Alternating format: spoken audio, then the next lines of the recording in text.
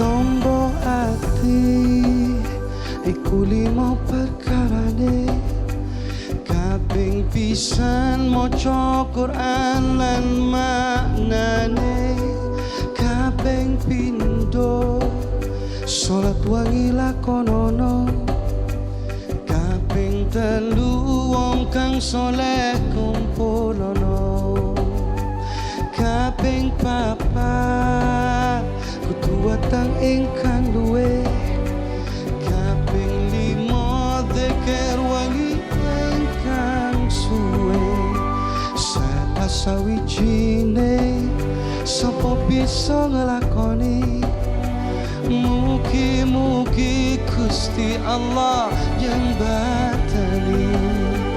Tombo ati iku lima perkarane, kaping pisan maca Quran lan maknane, kaping pindho salat wengi lakonono, kaping telu wong kang saleh kumpulono, kaping papat kudu weteng ingkang luwih, kaping lima dzikir wengi ingkang suwe, salah sawijine sapa bisa lakoni.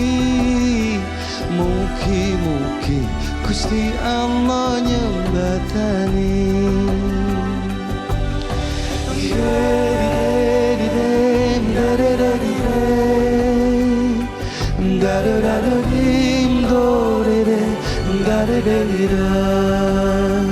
Obat hati ada 5 perkaranya. Yang pertama baca Quran dan maknanya, yang kedua sholat malam dirikanlah, yang ketiga berkumpullah dengan orang soleh, yang keempat perbanyaklah berpuasa, yang kelima zikir malam perpanjanglah. Salah satunya siapa bisa menjalani, moga-moga Gusti Allah mencukupi. Obat hati ada 5 perkaranya. Yang pertama baca Quran dan maknanya, yang kedua sholat malam dirikanlah, yang ketiga berkumpullah dengan orang soleh, yang keempat perbanyaklah berpuasa, yang kelima zikir malam perpanjanglah.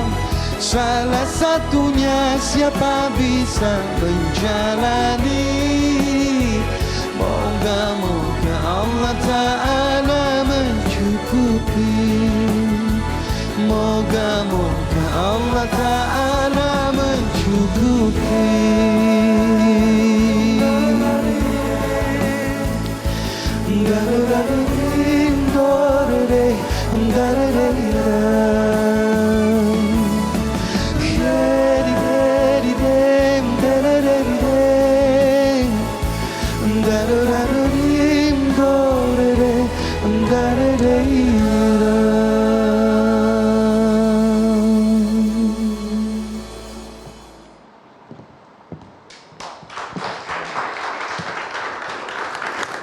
Luar biasa ya.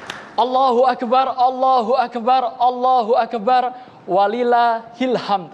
Assalamualaikum warahmatullahi wabarakatuh. Gema takbir berkumandang di seluruh negeri ini. Kita mendengar begitu luar biasanya semarak Indonesia menyambut hari yang sungguh luar biasa. Kita sudah di tempat 30 hari, Anggi. Benar sekali, dan alhamdulillah Andro, akhirnya kita sampai di malam ini, malam kemenangan. Indonesia bertakbir malam hari ini, yang pasti kita tetap bersyukur bisa, walaupun di tahun kedua pandemi, kita tetap bisa merayakan Idul Fitri bersama keluarga tercinta. Suasana jelas berbeda jauh. Ya. Mungkin yang tadinya bisa bersilaturahmi langsung bersama dengan orang tua, tapi nyatanya tahun kedua ini memang rindu kita harus bisa ditahan. Jangan bawa perasaan, Anggi ya. Harus diobatin. Betul. Makanya malam hari ini kita hadir dalam program Indonesia Bertakbir. Tidak hanya ada Andromeda Mercury, ada saya Dwi Anggia, tapi juga ada rekan kita di studio Pulau Gadung, ada Brigita Manohara. Brigita.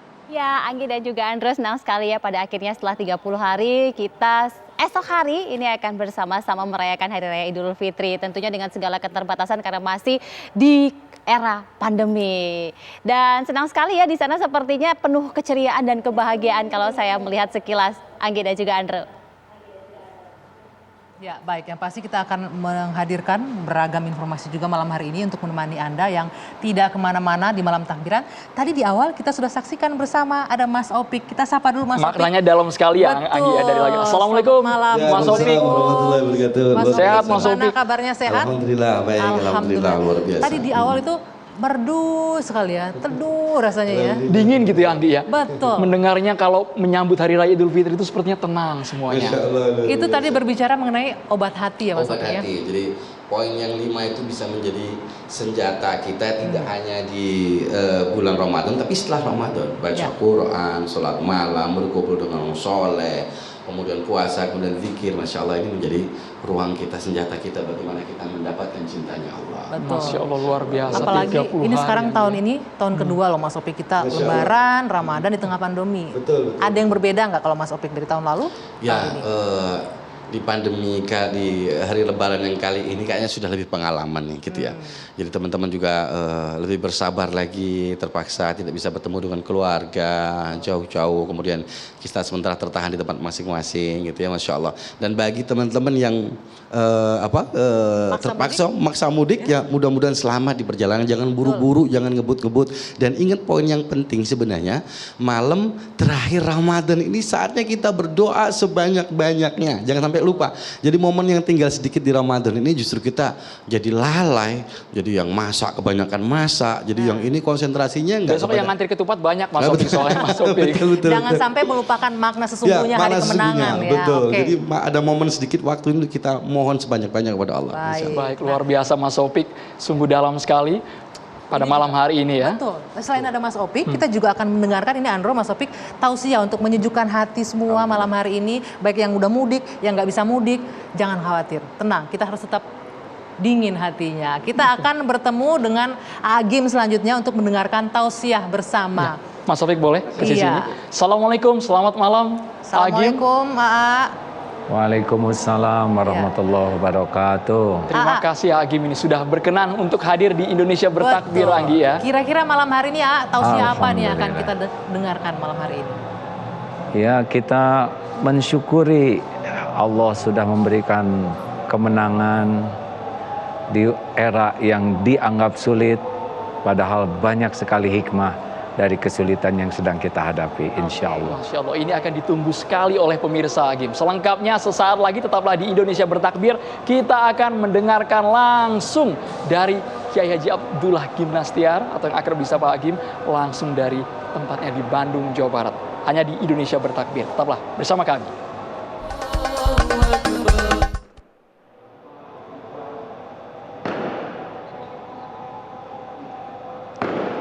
Bismillahirrahmanirrahim. Assalamualaikum warahmatullahi wabarakatuh. Allahu Akbar, Allahu Akbar, Allahu Akbar, walillahil hamd.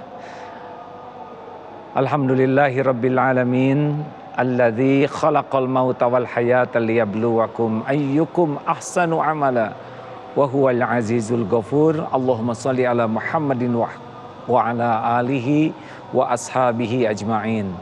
Semoga Allah yang maha menatap, yang maha mendengar, yang mengatur pertemuan ini terjadi, menerima semua amal kita, ridho kepada kita semua, dan mengaruniakan istiqomah seusai Ramadan yang kita jalani ini. Saudara-saudaraku sekalian, Idul Fitri sering juga disebut hari kemenangan. Hari kemenangan berarti hari pertolongan Allah. Karena seseorang tidak mungkin memenangkan apapun kecuali dengan pertolongan Allah yang maha kuasa atas segala-galanya. Di dalam surat An-Nasr ayat 3 ada sikap yang harus dilakukan bagi orang yang merasakan kemenangan pertolongan Allah ini, yaitu a'udzubillahi minasyaitonirrajim, fasabbih bihamdi rabbika wastaghfir innahu kana tawwaba. Sucikanlah Allah dengan memuji Tuhanmu. Jadi kalau kita mendapatkan kemenangan dalam bentuk apapun, itu seyogianya itu ujian. Baru akan sukses kalau dengan kemenangan itu kita mensucikan Allah. Mensucikan Allah dengan memuji Allah artinya, di antara artinya adalah kita berbaik sangka kepada Allah. Seperti adanya ujian COVID ini, kita harus berbaik sangka bahwa takdir yang sedang kita jalani ini pasti banyak kebaikan di dalamnya, pasti banyak hikmahnya, banyak hal-hal positif yang kalau kita gali, kita mau fokus kepada yang positifnya, maka kita akan mendapat kebaikan yang banyak dibanding dengan hanya mengeluh, mencela atau ketakutan yang tidak menyelesaikan apapun. Kita harus protokol kesehatan dengan baik, kita juga gunakan protokol ibadah dan doa, gunakan protokol istighfar, gunakan protokol sedekah. Namun kita harus yakin bahwa di balik semua ini tersimpan hikmah yang besar. Tidak ada kejadian sia-sia, tidak ada kejadian kebetulan. Allah Maha Baik, Maha Agung. Ujian kita kali ini sudah diukur oleh Allah dan pasti banyak hikmahnya bagi orang yang berbaik sangka kepada Allah. Allah Subhanahu wa taala sesuai prasangka hambanya. Ana inda dhanni abdi bi. Aku sesuai dengan prasangka hambaku. Ayo saudaraku sekalian, fokus kepada karunia Allah dan syukuri, itu akan lebih membuat bahagia dan mendatangkan tambahan karunia lainnya.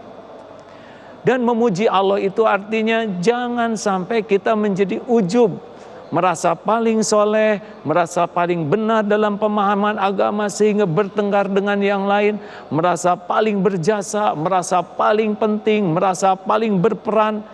Oh, ujub itu adalah kita memuji diri kita sendiri. Takabur itu juga dengan meremehkan orang lain. Mengapa kita dipuji? Kita dipuji itu karena dua hal. Satu, karena memang Allah menitipkan kepada kita casing, baik harta, gelar, pangkat, jabatan, kedudukan, popularitas, semua itu adalah karunia tapi juga ujian. Dan orang kalau memuji kita pasti casing kita yang pertama dia puji. Wah hebat karirnya bagus, wah hebat penampilannya, wah followernya banyak, itu ujian. Belum merupakan karunia. Karunia itu kalau lulus. Nah, kenapa kita dipuji? Allah memberi casing. Dan yang kedua, karena Allah yang maha tahu segala kelakuan kita masih menutupi aib, dosa, kejelekan, kekurangan, kenistaan kita. Allah melihat semua yang kita lakukan setiap saat, baik yang lahir maupun yang batin, baik yang terang-terangan maupun yang sembunyi. Dan orang-orang menghargai kita karena mereka ditutup oleh Allah, tidak tahu. Kalau Allah mau membuka aib seseorang, tidak ada yang bisa menolak. Lihatlah, mau jabatan apapun, mau pangkat setinggi apapun, kalau Allah buka sedikit saja aibnya, jatuh. Makanya jangan sampai takjub terhadap casing yang Allah berikan. Ini cobaan, ini ujian. Kalau Allah mau mengambil pangkat, turun saja, gampang, seketika. Tu'til mulka man tasya wa tanzi'ul mulka mimman tasya. Allah berikan kekuasaan, kekerajaan kepada siapa yang Dia kehendaki. Allah ambil kekuasaan. Makanya jangan sampai petantang petenteng, jangan sampai arogan, jangan sampai zolim, jangan sampai ria dengan casing yang Allah titipkan, dan mudah bagi Allah mengambil kapanpun juga tanpa bisa dicegah. Pujilah Allah, semua ini titipan Allah. Allahu Akbar, Allah Maha Besar. Kita hanya manusia yang lemah, tidak ada daya kecuali dikuatkan Allah. Allah tidak kuatkan, udah habis kita. Yang tidak punya apa-apa kecuali Allah yang menitipkan sejenak. Harta apa itu titipan, tidak dibawa kemana-mana. Mati demi Allah tidak akan dibawa harta sehebat apapun. Hanya titipan saja dan tidak dinikmati, hanya seneng ngaku-ngaku. Dan kita ini tidak tahu apa-apa kecuali ilmu sedikit. Allah yang Maha tahu. Makanya pujilah Allah dan wastagfir innahu kana tawwaba. Tobat, tobat, tobat. Karena bala akan menimpa kita akibat dosa yang kita perbuat, dan bala diangkat justru karena tobat kita. Hadirin, setiap kali kita berbuat maksiat demi Allah, itu pasti akan kembali kepada kita, tidak akan tertukar, tidak meleset. Setiap kali kita zolim pasti akan kembali, demi Allah pasti kembali ke kita, kecuali orang yang segera bertobat. Makanya kalau kita dapat kemenangan apapun bentuknya, maka segera bertasbih mensucikan Allah dengan memujinya. Semua ini karunia Allah. Dan tobat, tobat, karena dengan karunia kadang ujub, kadang ria, kadang takabur. Dengan tobat minimal 3 yang akan terjadi. Kalau bangsa ini seluruhnya banyak istighfar. Rasulullah tanpa dosa 70-100 kali istighfar. Dan beliau mengisyaratkan, barang siapa man lazimal istighfar, ja'alallahu lahu min kulli hammin farajan wa min kulli daikin makhrajan wa razaqahu min haitsu la yahtasib. Kalau kita banyak istighfar, mengakui dosa, aib, kesalahan dan mohon ampunan, satu, hati akan dilapangkan. Aneh tapi nyata, pasti jadi tenang walaupun kesulitan besar. Yang kedua, wa min kulli daikin makhrajan, akan ada jalan keluar dalam masalah apapun, sepelik apapun, karena semua masalah ada dalam genggaman Allah. Dan Allah sangat menyukai orang yang banyak bertobat. Karena orang tobat cenderung lebih rendah hati, lebih bening, lebih cerah, lebih mulia sikapnya. Dan yang ketiga, warzaqahu min haitsu la yahtasib. Orang yang terus banyak menyadari diri, mohon ampunan kepada Allah, berhenti dari maksiat dan sibuk berbuat kebaikan, jangan heran akan banyak kejutan-kejutan yang PHK, tiba-tiba ada jalan rezekinya yang lain, kesulitan apapun bentuknya. Allah yang menguasai langit dan bumi mudah saja menolong kita. Kalau Allah menghendaki sesuatu kepada kita pasti terjadi, tidak bisa dihalangi, tidak bisa ditolak. Wa yuridka bi khairin wala radha li fadli. Oleh karena itu saudaraku sekalian, di hari kemenangan ini jangan banyak berkeluh kesah tapi banyak bersyukur. Banyak memuji Allah, jangan petantang petenteng, dan mudah bagi Allah untuk meremukan kita, dan perbanyaklah tobat. Kalau orang banyak tobat, insya Allah hatinya bening, pikirannya jernih, raut mukanya, tutur katanya, sikapnya akan tenang menenangkan, sejuk menyejukkan, Masya Allah, teduh meneduhkan, dan dia akan nampak solusi-solusi dalam hidup ini lebih mudah. Innallaha yuhibbut tawwabin wa yuhibbul mutatahirin. Sesungguhnya Allah sangat mencintai orang yang bertobat dan memperbaiki diri terus-menerus. Lillahi ta'ala. Semoga di hari kemenangan ini akan tampil pribadi-pribadi penuh syukur, pribadi-pribadi rendah hati, pribadi yang sangat bertanggung jawab untuk menjaga negeri ini bebas dari bala dan bencana dengan memperbanyak tobat. Mudah-mudahan Allah mengampuni semua dosa kita, mengampuni dosa para pemimpin kita dan kita semuanya, dan diberi kesanggupan menyikapi karunia ini sebaik-baiknya. Alhamdulillah, taqabbalallahu minna wa minkum. Assalamualaikum warahmatullahi wabarakatuh.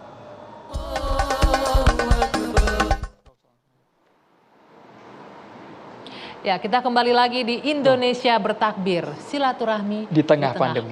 Luar biasa, meskipun di tengah pandemi COVID-19 pemirsa, tapi ini tidak menyurutkan semangat kita untuk menyapa sanak saudara kita yang secara jarak jauh sekali. Ingat pesan ibu, jangan kemana-mana, COVID masih berbahaya, Anggi. Dan jangan khawatir ya. Pemerintah terus-terusan mengulang kalimat ini, Anggi ya. Kalau mau mudik jangan khawatir, semua teknologi sudah canggih, secara virtual kita bisa terhubung dengan keluarga yang di kampung tanpa harus beresiko menular menularkan COVID ke keluarga yang ada di kampung tentunya. Betul Anggi, nyatanya kenyataan di lapangan masih banyak warga yang nekat menerobos penyekatan, bahkan sampai dengan tadi 1 hari jelang Idul Fitri banyak sekali Anggi di Cikarang, di Masih Karawang, ada ya. semuanya masih banyak. Tapi nggak tahu ya, mereka masih mau mengambil resiko diputar balik untuk kembali ke kota masing-masing. Nah ini gimana sebenarnya? Tadi di awal, sebelum jeda tadi, pas di segmen sebelumnya, kita melihat tadi ada Menko Polhukam sudah hadir di sini. Langsung kita datangin ya, Kita Menko sudah Polhukam. siapkan kursinya. Bangku kosongnya. Betul. Harus kita segera undang diisi ini. Langsung Menko Assalamualaikum, Polhukam. selamat malam. Profesor Mahfud MD. Terima kasih Assalamualaikum Prof. Mahfud. sudah hadir. Prof Mahfud, Ya, Pak Mahfud. sehat Prof Mahfud. Ya. Assalamualaikum Prof. Silakan Pak. Wah ini luar biasa loh, Pak Menko sudah menyempatkan boleh hadir. buka masker kan di sini? Boleh, ya? boleh. Kita tetap jaga jaraknya jarak. aman di Sudah sini. steril. Oke. Gimana? Pak Menko, Anggia? terima kasih Selamat- sudah hadir. Selamat Lebaran ya. Selamat Lebaran. Terima kasih, Sebelumnya Prof. kita ucapkan ini malam takbiran. Akhirnya Ya. kita meraih kemenangan. Tapi Ya. yang tidak berbeda dari tahun kemarin, Lebaran di tengah pandemi. Nah, tadi saya sama Andro sempat menyinggung nih Pak Mahfud mengenai banyaknya orang yang masih memaksa mudik segala macam. Kita bisa hadirkan tadi di belakang ya ini ada Gambarnya, 4.000 orang, 4.123 orang kalau tidak salah Andro ya, yang diperiksa secara random, secara acak positif COVID. Nah ini kan yang dikhawatirkan ya Pak Menko ya, bawa pulang kampung bawa penyakit dan resiko penyebarannya. Nah itu yang jadi himbauan pemerintah kan ya Pak Mahfud, Iya, gimana betul. untuk tidak mudik dulu? Betul ya. Jadi begini ya, pemerintah memang dihadapkan pada pilihan yang tidak mudah. Pertama, mudik itu adalah kebutuhan psikologis orang, terutama kaum muslimin yang selama ini sudah punya tradisi berlebaran. Tetapi menghindari penyakit itu adalah kebutuhan kita sebagai bangsa. Nah, di tengah masyarakat pun kan ada yang setuju mudik, ada yang bilang harus dilarang mudik. Nah, dalam satu sebegini pemerintah harus dengan penuh hormat meminta maaf kepada seluruh masyarakat mengambil keputusan melarang mudik dengan pandangan-pandangan syar'i ya yang sudah diundang para ulama, ahli agama. Gimana sih sebenarnya mudik? Kesimpulannya mudik itu adalah tradisi, Ya. bukan ajaran murni yang ada di dalam Al-Quran dan Sunnah. Karena dia tradisi, apakah itu baik? Baik. Apakah itu berpahala? Berpahala. Tetapi dia adalah sekedar budaya. Budaya itu ada pahalanya juga, karena dalam dalilnya kalau agama itu al-adatu muhakkamah gitu. Budaya adat itu yang bagus itu dihukumkan baik kalau baik, jelek kalau jelek gitu. Nah, tetapi kemudian dihadapkan pada dalil lain. Kalau Anda dihadapkan pada dua pilihan, maka dalilnya itu harus mendahulukan menghindari bahaya daripada meraih kebaikan. Itu ada dalilnya juga, darul mafasid muqaddamah la jalbil masoleh. Kamu mendahulukan, manfaatnya dibanding iya, mudaratnya ya. mendahulukan keselamatan, mendahulukan menghindari bahaya harus didahulukan dari meraih kebaikan. Mendahulukan menjauhi penyakit itu harus didahulukan mencari pahala mudik. Kita tahu bahwa banyak orang yang kecewa dengan ini, tapi bagaimanapun kan pemerintah harus mengambil keputusan. Diingatkan bahwa sebenarnya bahayanya lebih besar ketika mudik ya. Bahayanya lebih besar. Tadi kita lihat ya Pak Mahfud ya, Iya. Iya, ada betul. 4.000 loh. Angkanya Iya. sudah tertera jelas tadi Anggi ya. Iya, iya. Itu yang baru ketahuan di tes, bagaimana yang tidak? Iya kan, itu random kan? Iya. Dan itu biasanya random itu mewakili keseluruhan anunya gitu ya. Kecenderungan itu. Pak Menko, kami yakin pemerintah ini sudah dengan berbagai upaya untuk mengimbau masyarakat agar tidak mudik. Bahkan tahun ini berbeda dengan tahun kemarin. Tahun ini ada timelinenya ya Anggi ya. Dari 6 sampai dengan 17 Mei Ya. Anda tidak mudik. Tapi kenyataannya di lapangan Prof Mahfud. Lalu tindakan apa ini Prof Mahfud? Karena kan setelah arus mudik nanti akan ada arus balik lagi kan. Betul. Iya begini, pemerintah itu kan pakai juga ya, pakai scientific manajemennya itu melalui survei. Memang pada waktu itu kalau orang tidak dilarang mudik, yang mudik itu sebanyak kira-kira 38 juta gitu. Tapi kalau ada larangan, tinggal yang tetap ingin mudik itu tinggal 17 juta gitu. Dari keseluruhan hasil survei yang dilakukan itu, baik Kementerian Perhubungan maupun BNPB. Nah, jadi kalau dilarang sekian, masih tetap ingin, cuma ingin. Nah, lalu di lapangan kita adakan pencegatan bahwa ada yang jebol gitu, saya kira sulit dihindari itu. Tapi ini sudah maksimal oleh pemerintah yang bisa dilakukan, ya. Itulah sebabnya saya katakan kami mohon maaf kepada masyarakat harus mengambil keputusan gitu. Walaupun tidak populis ini keputusannya iya, ya. karena begini, di masyarakat tuh kalau tidak diambil keputusan tetap ada kontroversi, ada yang bilang mudik itu urusan agama. Karena kalau di urusan sosmed Prof Mahfud bahasanya seperti ini mereka. Kami tahun ini dilarang mudik. Jangan-jangan tahun depan kita tidak bisa lagi bertemu dengan orang tua. Kita tidak tahu kalau nanti umurnya tidak sampai tahun depan.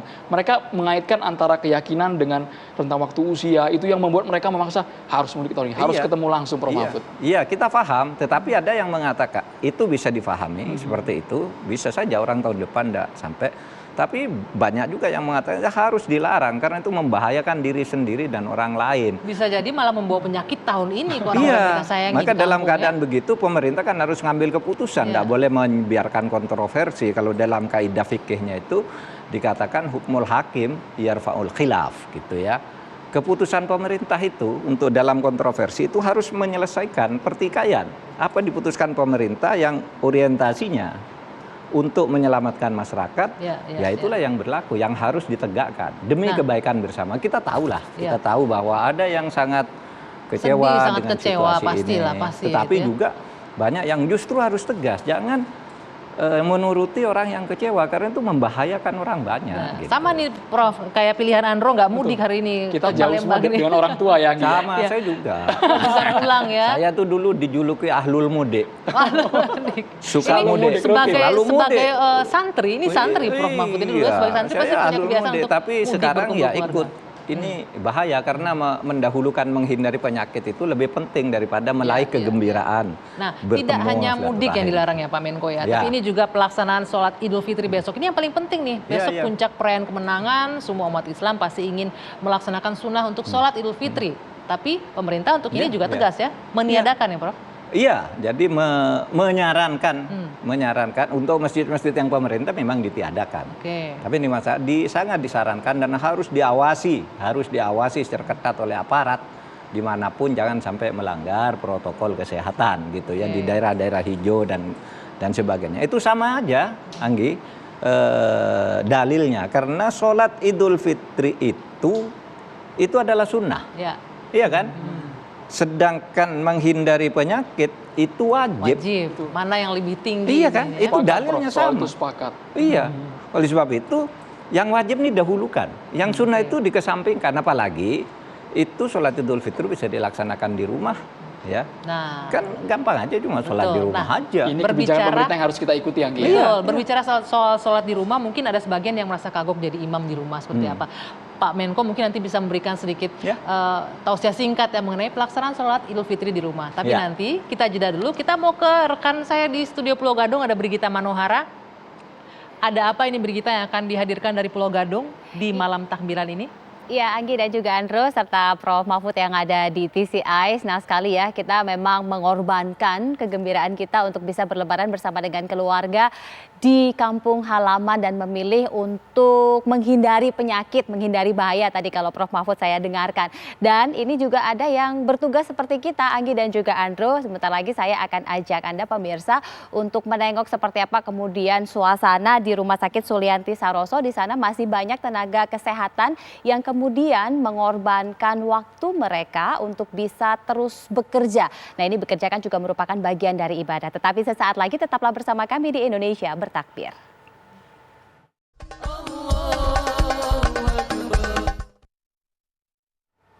Anda masih di Indonesia Bertakbir, silaturahmi di tengah pandemi. Nah, sesuai janji saya akan ajak Anda pemirsa untuk menengok mereka-mereka yang walaupun saat malam takbir masih bertugas. Saya sudah terhubung dengan Mbak Kristina, ini merupakan tenaga kesehatan di Rumah Sakit Sulianti Saroso. Mbak Kristina, selamat malam, Assalamualaikum. Waalaikumsalam warahmatullahi wabarakatuh. Ini saya lihat tengah berdinas ya, Mbak? Oh iya benar Kak. Ini kalau saya tidak salah, jaga malam. Di ruang ICU saat ini kondisinya seperti apa Pak? Kak, tentu kita kan ingin tahu Mbak Kristina. Ini teman-temannya semua lagi pada tugas nih kalau saya lihat di belakangnya nih backgroundnya nih.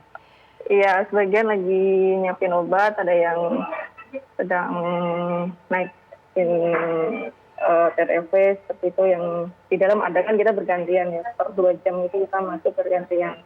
Kalau di ICU itu kan pasien nggak boleh di masjidnya ditinggal gitu. Jadi selama 24 jam itu ya kita memang bergantian, setiap per 2 jam ada perawatnya masuk gitu dan keluar masuk seperti itu.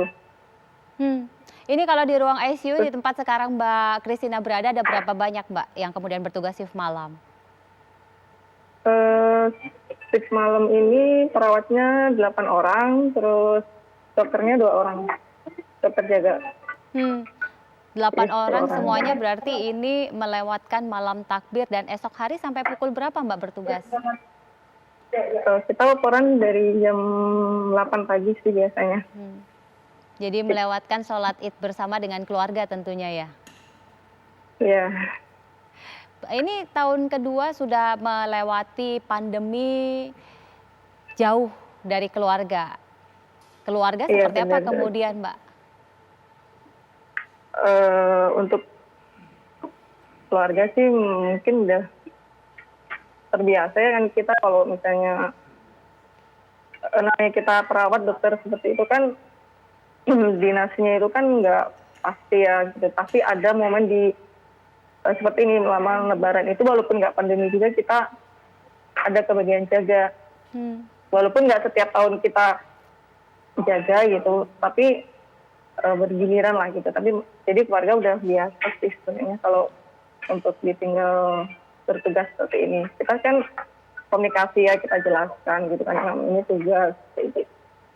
Jadi sih juga, tapi kan namanya kita tugas sih dan tanggung jawab ke pasien kan. Mbak Christina putranya berapa? Alhamdulillah udah 3. Udah 3. 1 cowok 2 cewek. Berarti selama 2 tahun ini tidak bisa melewatkan lebaran bersama dengan keluarga ya Mbak? Iya. Bagaimana kemudian anak-anak ketika hari lebaran tidak bersama dengan Mbak Christina? Apa yang kemudian ketika itu mereka sampaikan, dan tadi sore mungkin sempat berbincang dengan Mbak Christina, apa yang disampaikan? Ya sebenarnya sih kalau anak-anak ya pengennya gitu Mas, lebaran bareng keluarga kayak gitu. Bisa ibu bisa nggak sih gitu kalau lebaran kayak gini jangan kerja gitu. Iya, maksudnya tiap hari kerja nggak apa-apa, tapi kalau lebaran libur gitu. Tapi kan kalau saat ini kan kita memang untuk PNS kan tidak boleh cuti ya. Tahun ini kan 2 tahun ini lah kan kita nggak boleh cuti, dan apalagi saat ini lagi masih pandeminya kan belum berakhir, jadi ya nggak bisa. Dari ketiga putra, mana kemudian yang paling berat ketika jauh dari Mbak Christina di saat lebaran? Ya tentu yang paling kecil ya, yang umur 4 tahun kan masih biasanya belum bisa dikasih pengertian gitu. Masih susah sih kita ngasih pengertian ke dia kan, karena masih 4 tahun sih. Kayak gitu, kadang masih nangis juga sih. Gimana kemudian ketika dia masih terus menangis berharap mamanya ada, tapi mamanya masih belum bisa hadir bersama dengan mereka melewatkan waktu, apa kemudian yang mau Mbak sampaikan apabila Ananda dan juga suami serta keluarga melihat saat ini Mbak Christina? Ya. Buat adik-adik, buat anak-anak saya, tiga-tiganya masih hidup di badan Almaira. Kan nggak baru saat ini aja gitu, maksudnya lebaran ibu nggak pulang, kan kemarin juga sudah nggak di rumah. Saat ini adik kan tahu ya virus corona itu belum berakhir. Ibu dan teman-temannya ibu semuanya di sini masih nemenin pasien-pasien yang memang perlu bantuan kita.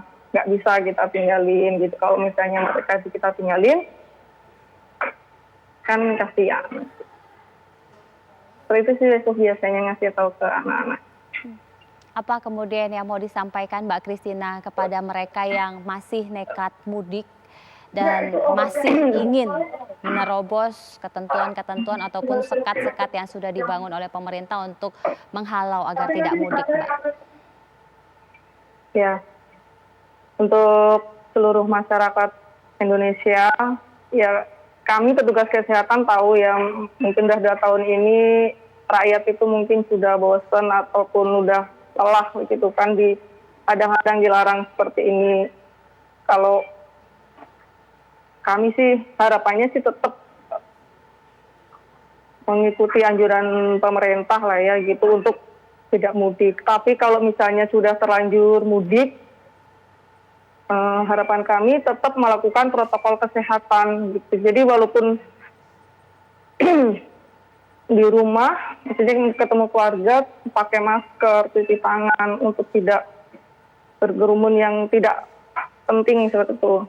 Intinya protokol kesehatan itu harus tetap dijaga gitu ya, Pak. Baik, Mbak Christina, selamat bertugas kembali. Salam untuk teman-teman.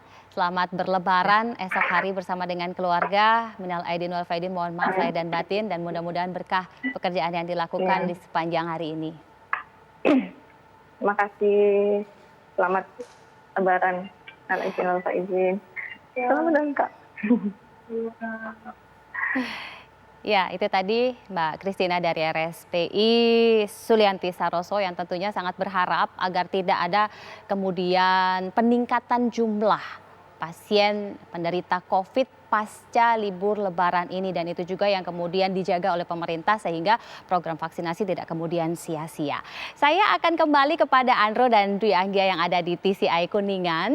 Ini di sana tentu masih bersama dengan Prof. Mahfud untuk mengulik lebih jauh lagi nih. Tadi kan sepertinya sudah disampaikan bahwa Prof. Mahfud ini adalah santri. Nah, bagaimana kemudian lanjutannya? Saya kembalikan kepada Andro.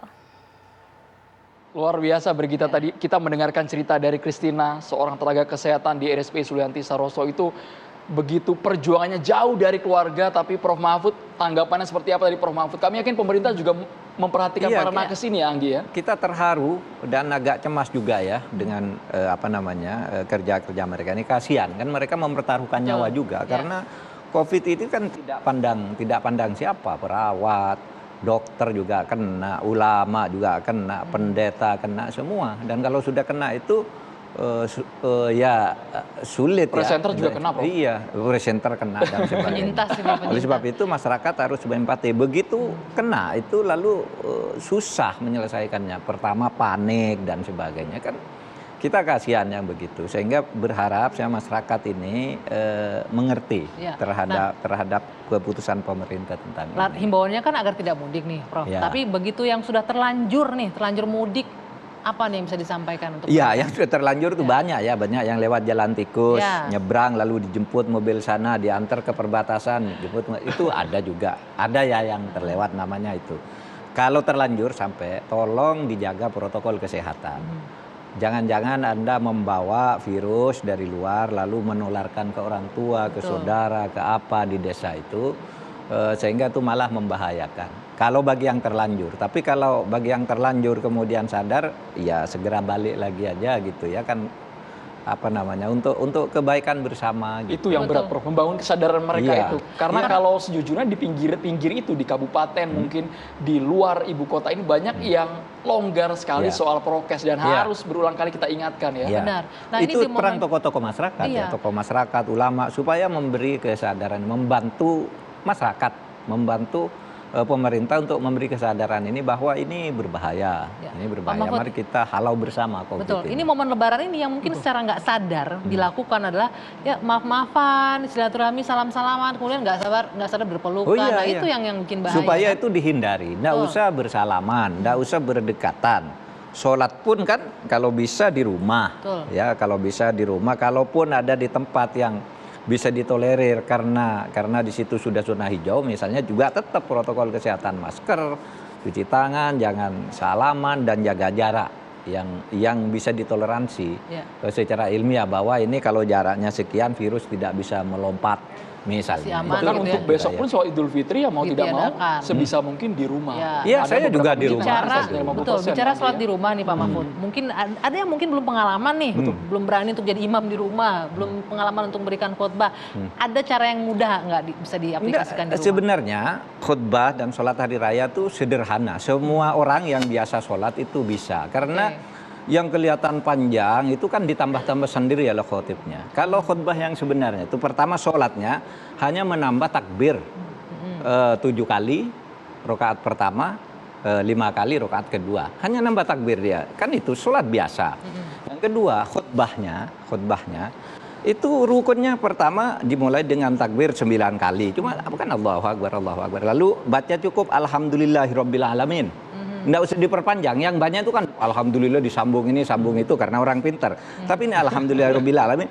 Lalu disambung asyhadu alla ilaha illallah wa asyhadu anna Muhammadar Rasulullah. Kemudian baca sholawat Allahumma sholli ala Muhammad. Kemudian baca ayat pesan ketakwaan di Idul Fitri. Yang pendek-pendek aja. Lalu sudah itu berdoa. Sudah selesai. Sudah sederhana itu sebenarnya ya. Masih sederhana itu orang biasa bisa kok. Dibuat sederhana, jangan itu dibuat rumit yang ya. betul. Kadang menjadi masyarakat rumit. kan sudah tidak yakin duluan. Iya, Padahal menjadi yang penting rumit niatnya, itu Prof. Mahfud, kan ya. karena yang khutbah itu banyak ilmunya lalu ditambah ini, tambah Jadi ini, tambah panjang ini. sekali terkesan Sebenarnya khutbahnya. kalau sederhana memenuhi syarat saja, itu Oke. cuma itu saja tadi. Bisa Baik. 3 menit. Baik, Saya kalau sholat sendiri di rumah paling lama 7 menit sudah dengan terjemahannya. Ya, mudah-mudahan Gitu. apa yang disampaikan oleh Prof. Mahfud ini bisa diaplikasikan di rumah untuk yang tidak mudik dan juga usahakan tidak besok sholat id di luar gitu ya di tempat ini. Baik, Pak Menko, terima kasih sekali sudah Terima hadir kasih. malam hari Luar biasa, ini. terima Sekali kasih. lagi, Terima kasih, Anggi, ya Andrew. selamat Ya, makasih. Lebaran Dan besok 1 Syawal lagi. Satu Besok 1 Syawal. Syawal Iya. bertepatan dengan hari spesial juga untuk Prof. Mahfud. Iya. hari ulang tahunnya Prof. Mahfud. Oh iya, betul, Selamat betul. Mahfud. Luar biasa, Saya selamat ulang tahun, ulang tahun. ya. Happy Milad Prof. Makasih, Mahfud. terima Selamat Milad kasih. Prof. Mahfud. Kebetulan Panjang Idul umur dan sehat Fitri. selalu. Yang paling Iya. penting sehat kita sekarang Iya, ya. makasih. Ya, 1 Syawal, Ya. kejutan Iya. buat Prof. Mahfud ini sudah hadir di Iya, Indonesia betul. Bertakbir malam hari ini. Sekali lagi terima kasih. Ya, makasih. Baik, terima Ya, kasih. terima kasih. Nanti Ya. kita masih akan lanjutkan lagi perbincangan di Indonesia Bertakbir. Jangan kemana-mana, tetap bersama kami.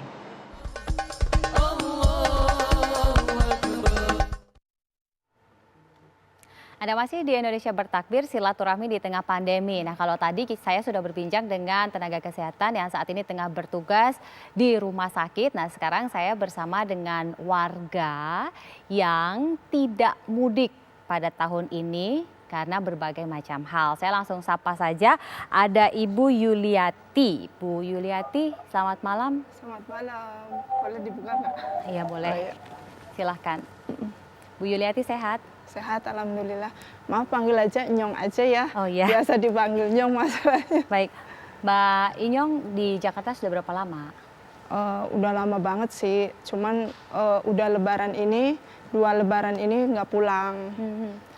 Mbak Inyong biasanya kerja apa? Saya kerja mijit, dipanggil orang gitu. Suami saya dagang gitu. Nah, baru-baru pandemik ya biasalah sama sekali nggak jalan gitu kan.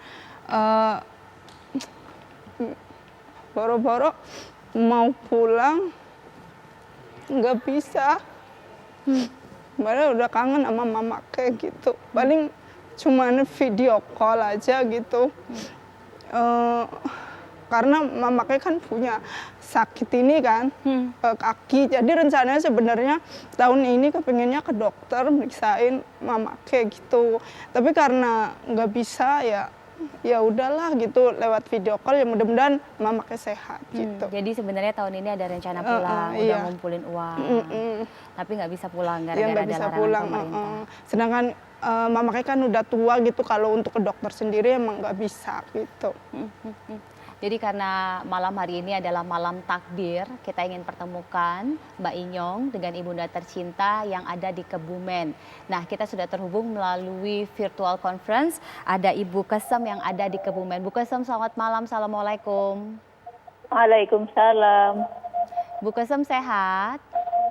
Alhamdulillah. Bu Kesem, ini juga ada Mbak Yuli, putri Ibu yang saat ini tinggal di Jakarta.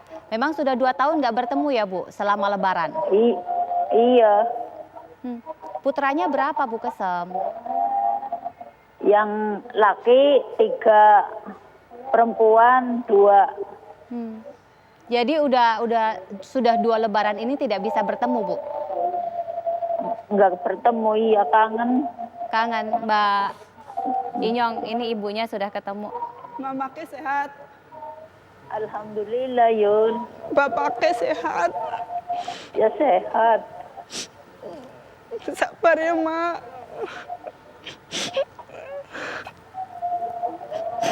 Kau sehat Yun. Sehat, Mak. Alhamdulillah nggak sehat. Pangapurane ya, Mak, ora bisa balik. Pada Jaluk pada. tongane bae ya, Mak. Iya. Mama ke Cuma sehat. kena kowe. Sing waras kowe ya. Iya, Mak. Bu Kesep kakinya masih sering sakit, Ibu. Iya. Ada yang mau disampaikan, Mbak Inyong? Oh, iya. Ma, insya Allah ntar kalau ada rezeki lagi udah bisa pulang. Insya Allah Iya. Lebaran haji pulang, Ma. Insya Allah doain Iya. aja ya. Iya, kowe sing sehat ya. Iya, pada-pada, Ma. Pangapurane sing akeh ya, Ma. Iya, kowe tak donga kena Iya. sing lancar rezekine, Amin ya Allah. sing sehat anak-anake. Iya, Ma. Bu Kesem berarti tahun ini anak-anak nggak ada yang pulang lagi ya, Bu? Nggak ada. Di mana aja anak-anaknya, Bu? Yang perempuan di Batam udah 3 tahun. Yang laki 1. Yang 2 di rumah. Boleh Berarti- nyapa yang di Batam nggak? Boleh, mungkin bisa disapa kalau pas lagi nonton. Insya Allah nonton ya. Adekku namanya Astuti. Maafin ya, udah 3 tahun nggak ketemu. Insya Allah ntar Lebaran haji kita kumpul bareng-bareng pulang kampung ke Kebumen ya. Sehat-sehat. Bu Kesem, ada mungkin yang mau disampaikan kepada putra-putri yang saat ini juga menyaksikan, Bu? Ada yang sehat aja. Sehat, bisa ketemu lagi. Udah. Bu Kesem biasanya kalau lebaran ngapain aja sama putra-putri ini, Bu? Kalau pas ketemu. Ya masak. Masak, anak-anak cerita. Apa makanan kesukaan anak-anak, Bu? Yaitu masakan kentang. Tim namanya. Sama itu yang bikin tim pakai kluwek. Udah. Jadi besok masih tetap memasak, Bu? Masak. Biasanya bantuin juga Mbak Inyong masak? Enggak sih, biasanya kalau ini kan udah kesono pas Lebaran, jadi emak udah masakin semua gitu. Kita tinggal makan, makanya makanan emak itulah yang bikin kangen setiap tahunnya gitu pas Lebaran gitu. Bener ya, Bu, makanan Ibu, masakan Ibu bikin kangen anak cucu? Iya, anak-anak, iya. Ini 2 tahun kemudian nggak ada yang makan masakan emak, sepi ya, Bu? Sepi ya. Biasanya menghabiskan waktu gimana Ibu setelah sholat Id? 2 tahun lebaran Ya. ini. Ya terus di rumah aja. Jadi cuman video call aja ya, Bu? Iya. Gimana caranya melepas kangen sama cucu-cucu, Bu, yang selama ini nggak pernah ketemu 2 tahun ini, Bu? Ya kalau makan tuh nasinya nggak bisa masuk. Seret. Saking kangennya ya, Bu? Iya. Mbak Inyong juga ngerasain kesedihan Ibu sampai nggak bisa makan gara-gara sedih, nggak bisa ketemu keluarga. Iya sama, apalagi emak kalau Lebaran itu biasanya aku bawa ke mall. Itu kepingin banget yang namanya makan bakso. Makan bakso itu setahun sekali kalau Nyong pulang gitu. Kalau Nyong nggak pulang, nggak makan bakso. Kalau aku di sini video call, aku makan bakso.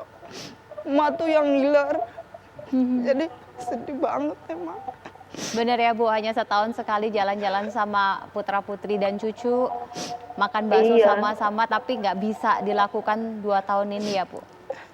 Iya. Padahal sederhana sebenarnya, cuman bakso gitu. Cuman kan karena kita di gunung, jadi nggak ada yang namanya keliling bakso gitu, nggak ada. Jadi kita harus ke kota gitu, dan ke kota itu emang harus nyewa mobil, nggak bisa pakai motor gitu. Jadi emang susahnya di situ gitu. Jadi untuk makanan emang murah, cuman untuk transportasinya ke atasnya itu yang susah gitu. Makanya kalau bisa sih transportasi lebih digalakan lagi di kampung saya itu ya, Kebumen khususnya gitu, untuk naik ke atasnya gitu. Jadi kalau kayak saya nih pulang pakai kereta itu, nah kalau untuk naik ke gunungnya itu agak sulit gitu. Apalagi kayak emak kadang malam-malam, namanya udah tua ya, jadi udah kayak anak kecil lagi, malam-malam oh aku kepengen ini loh gitu. Lah kita kan susah gitu kan, nggak ada transportasinya gitu. Terakhir Mbak Inyong, apa yang mau disampaikan pada keluarga? Siapa aja kemudian yang mau disapa di malam takbir ini? Yang di rumah kan ada mamake sama bapake, sehat ya. Akur-akur ya Ma karo bapake. Jaga kesehatan, nggak usah capek-capek, nggak usah ikut ke sawah mau bapake. Iya. Oh ya sing sehat ya. Iya, pada. Terus untuk keluarga yang suamiku yang di Tegal, mudah-mudahan emak cepat sehat lagi ya Mak. Oh, emaknya juga sakit, Mak mertua? Iya. Dan nggak bisa pulang akhirnya Mbak Inyong Iya untuk nggak jenguk? pulang, insya Allah, tapi karena kalau mertua emang udah agak parah, mungkin setelah lebaran berapa hari lah mudah-mudahan suamiku bisa pulang. Biarinlah suamiku aja yang pulang, nggak apa-apa, untuk nengokin orang tuanya. Biarin saya yang di sini aja gitu. Bu Kesem, ada yang mau disampaikan Ibu terakhir? Ya, yang penting Yuliati sehat, anak-anak Amin. sama sehat. Amin. Baik, terima kasih Bu Kesem. Ini langsung dari Kebumen dan juga Mbak Yuliati, selamat lebaran tentunya ya. Mudah-mudahan minal aidin wal faidin, mohon maaf lahir dan batin, mudah-mudahan barokah dan bisa segera bertemu dengan ibu mertua yang saat ini sedang sakit, dan juga ibu di rumah yang konon kabarnya tadi disampaikan juga sakit. Baik, kita akan sama-sama ke Mas Opik, ini akan menyanyikan Bila Waktu Telah Berakhir.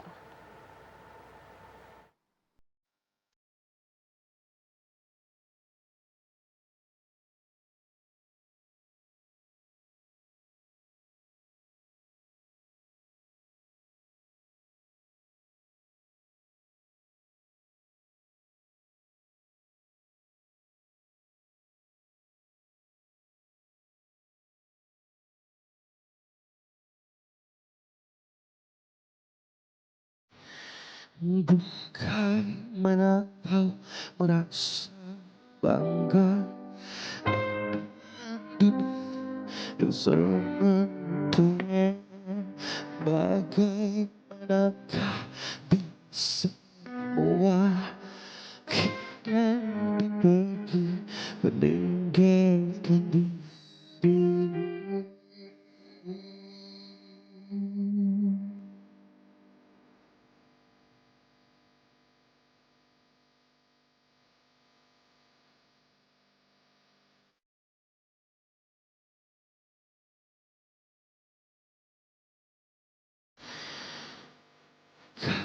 Manakah bisa hanya waktu tertentu datang sendiri, masihkah ada cara bagi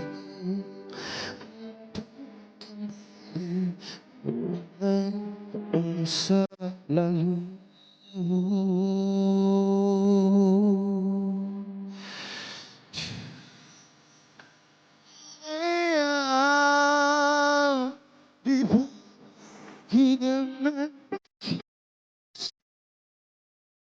Semua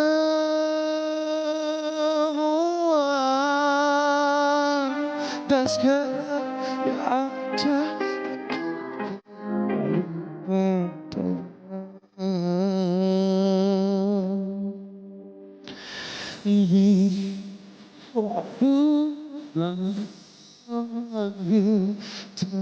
Sejati hanyalah awal bila waktu itu Tuhan sejati jangan sedih. Doa kita sama-sama di penghujung Ramadan ini, mudah-mudahan Allah beri kita semua husnul khatimah, mati dalam keadaan Allah cinta, Allah ridha, mati dalam keadaan Allah memastikan kita sebagai ahli syurga, insyaallah.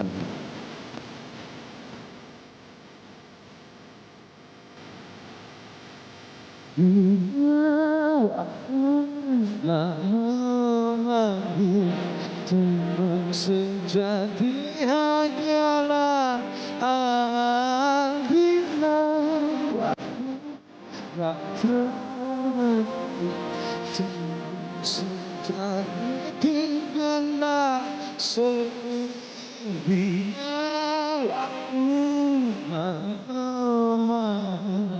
Tuhan sejati hanyalah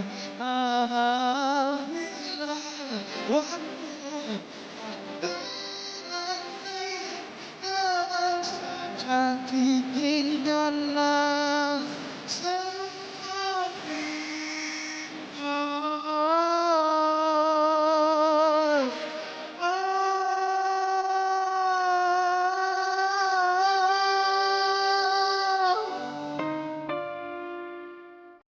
bila waktu telah berakhir. Semoga husnul khatimah akhir cerita kita semua, insyaallah. Amin.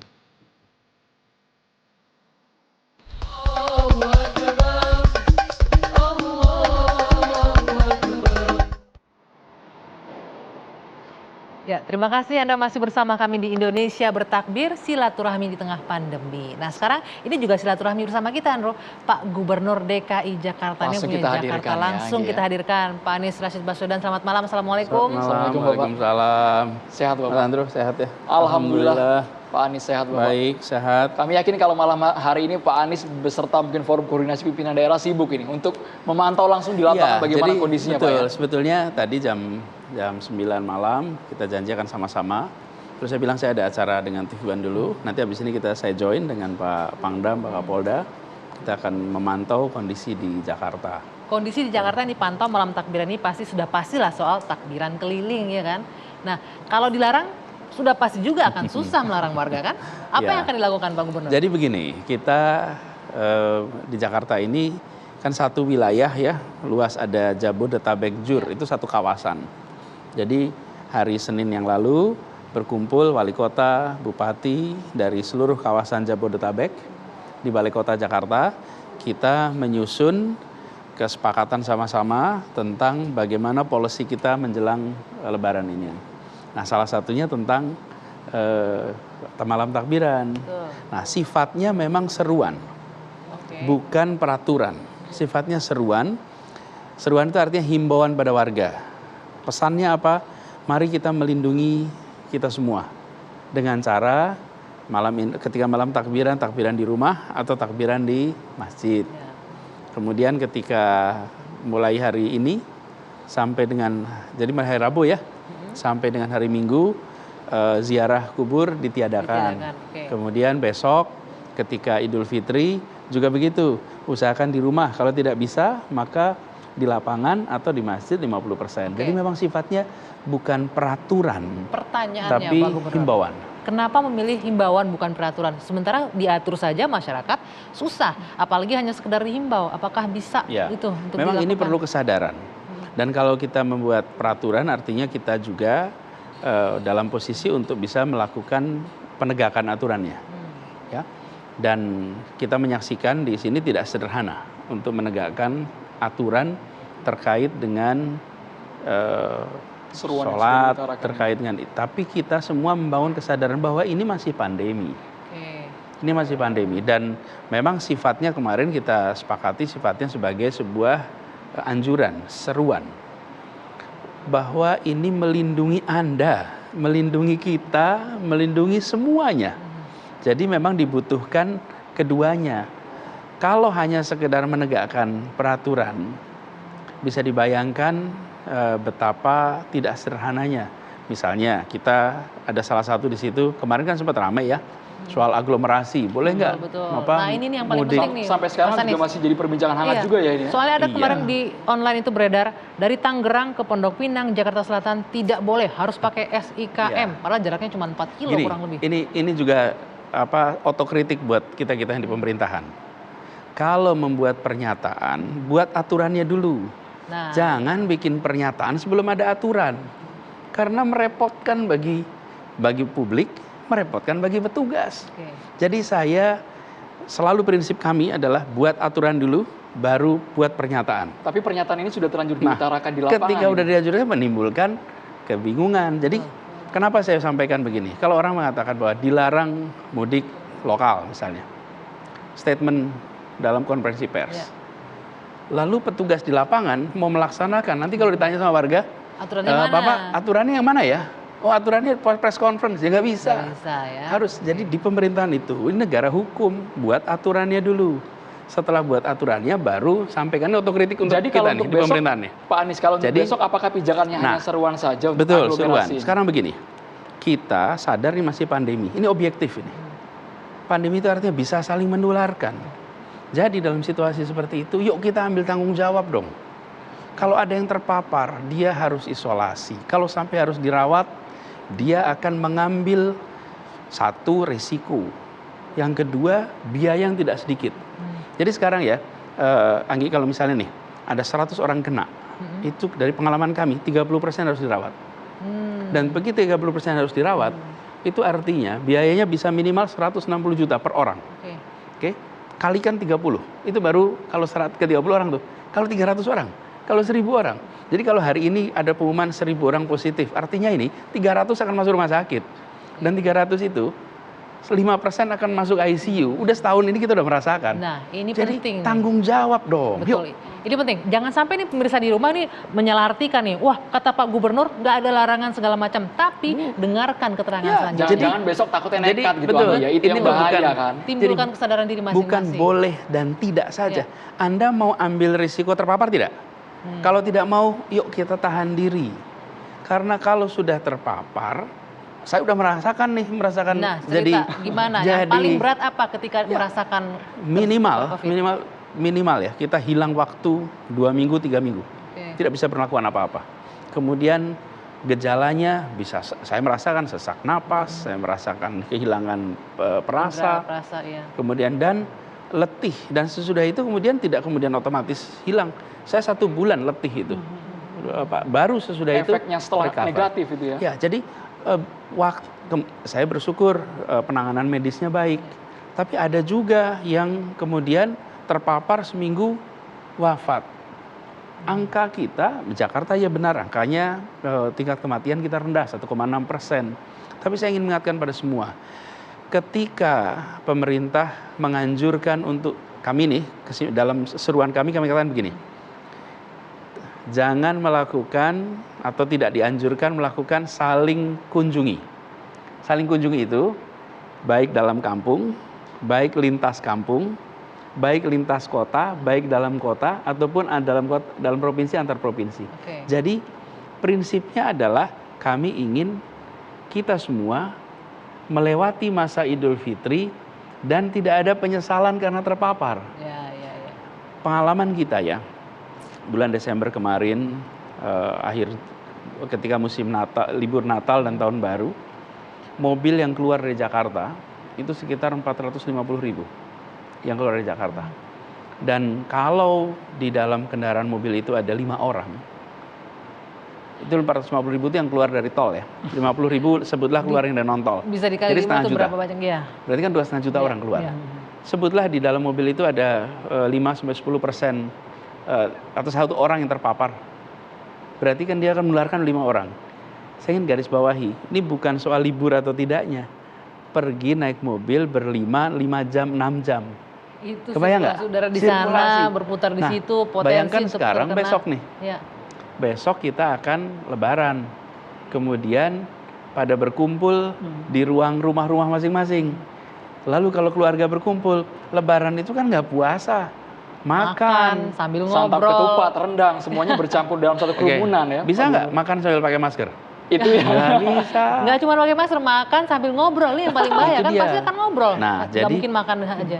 Betul sekali. Jadi kenapa kita menganjurkan untuk menjaga diri, menjaga keluarga, supaya sesudah musim lebaran ini, kita semua ini tidak terpapar. Pak Anies, pesan ini sangat penting disampaikan langsung kepada masyarakat agar mereka bisa menahan rasa kangen bertemu dengan keluarga yang mungkin hanya berada di lingkaran Jabodetabek saja, Pak Anies. Salah satu masalah yang dihadapi di India, yang sampai kemudian kita menyaksikan malapetaka yang luar biasa di sana, adalah perasaan aman, perasaan sudah reda, perasaan sudah lewat. Jangan sampai itu ada. Karena nyatanya masih ada di sekitar kita. Ya. Jadi kemarin beberapa hari yang lalu kita mendengar Ustadz Tengku Zulkarnain wafat. Ya. Karena ada figur terkenal, kita langsung lihat nih. Dalam waktu 1 minggu tidak sengaja melakukan swab karena mau perjalanan, dan apa yang terjadi? Beliau wafat. Dan itu kehilangan yang luar biasa bagi kita semua. Karena begitu satu orang meninggal, maka ilmu yang dimilikinya ikut dibawa pergi. Nah, sekarang kita tidak ingin terjadi itu pada masyarakat. Jadi yang saya ingin kita semua membangun kesadaran, ini bukan pemerintah ingin membatasi karena semata-mata ingin membatasi, bukan. Judulnya begini, kami ingin Anda selamat, kami ingin Anda sehat. Karena itu jangan lakukan A, B, C, D. Nah, kalau kita kerjakan itu, maka kita punya potensi untuk jadi sakit, untuk jadi tidak sehat. Jadi kesadaran ini harus ditumbuhkan. Jangan sampai kita menganggap semata-mata peraturan karena selera dari 1-2 orang. Ini justru untuk menyelamatkan kita semua. Betul. Ya. Dan ketika kita sama seperti begini, lagi sakit nih Mas Andro, kemudian ketemu dokternya bilang jangan makan gorengan, jangan makan. Terus, aduh, ini kan selera saya, ini kan kebiasaan saya makan gorengan. Terus dokternya bilang, jangan, bukan si dokter karena kepengen Andro menderita, bukan. Dokternya ini sedang melindungi. Demi kebaikan kita bersama. Itu yang harus ditumbuhkan kesadaran untuk pemirsa di rumah, terutama khususnya yang menyaksikan malam hari ini. Pemerintah bukan melarang, tapi menghimbau loh, menganjurkan. Anda sendiri harus sadar ketika Anda bersilaturahmi, mengunjungi segala macam, ada potensi penularan terjadi di situ. Dampaknya yang harus dipikirkan. Dan kalau saya ditanya apakah dilarang, ada aturannya tidak. Saya harus katakan aturannya tidak melarang. Tapi kalau ini dikerjakan oleh resiko-resikonya silakan diterima. Ini ada 3,3 juta keluarga di Jakarta. Kalau 3,3 juta keluarga ini, sepertiga saja pada silaturahmi semua saling ketemu, terbayang tidak potensinya? Yuk kita lindungi semua. Mudah-mudahan pesan dari Pak Gubernur sampai ke pemirsa TV One ya. Dan sekali lagi ini kita mengucapkan terima kasih sudah hadir di sini. Dan ini saya lihat tadi pakai shawl. Ada simbol yang luar biasa ini untuk saudara-saudara kita yang ada di Gaza, di Palestina. Ini soal kemanusiaan. Ini soal kemanusiaan. Dan peristiwa yang terjadi kemarin adalah peristiwa ancaman pada umat manusia yang bisa terjadi pada siapapun. Apalagi anak-anak di Palestina, sebagaimana anak-anak kita di sini. Mereka punya masa depan dan kita ingin punya juga kesadaran yang sama. Kita doakan. Kita beruntung di Indonesia akan merayakan Idul Fitri dalam suasana yang aman damai. Kita doakan semoga saudara-saudara kita di sana, khususnya anak-anak di sana, bisa merayakan juga Idul Fitri dalam suasana yang tenang, damai, dan insya Allah, seperti kata Bung Karno, sebelum bangsa Palestina memperoleh kemerdekaannya, maka bangsa Indonesia akan terus menentang penjajahan di tanah Palestina. Itu tahun 62 Bung Karno katakan. Itu juga menjadi doa kita bersama di Indonesia untuk saudara-saudara kita di Gaza sana. Terima kasih sekali Pak Anies atas kehadirannya malam ini dan selamat bertugas keliling Jakarta untuk melihat dan mengatur ya ini ya bagaimana takbiran di dalam. Mudah-mudahan nih kita berharap jangan sampai terjadi seperti bulan Januari Februari di mana melonjak tinggi. Insya Allah kita jaga sama-sama Sesudah Lebaran semua sehat, kembali beraktivitas seperti semula. Terima kasih banyak Pak Anies. Gubernur DKI Jakarta Ya. Anies Baswedan sudah hadir. Lindungi diri kita dan juga keluarga. Tahan diri untuk jangan bersilaturahmi terlebih dahulu ya Pak, berinteraksi langsung. Medianya sekarang sudah virtual lagi ya. Betul, tinggal telepon, pakai video call, bisa segalanya ya. Dipeluk deh, HP-nya sambil dipeluk deh itu ya. Bukan dilarang silaturahmi ya, tapi boleh pakai virtual gitu Boleh ya. pakai virtual, silaturahminya virtual Pak Anies. Baik, Silaturahmi baik. virtual. Dan jangan kemana-mana, karena Indonesia Bertakbir masih akan kembali untuk Anda. Usai jeda, sesaat lagi.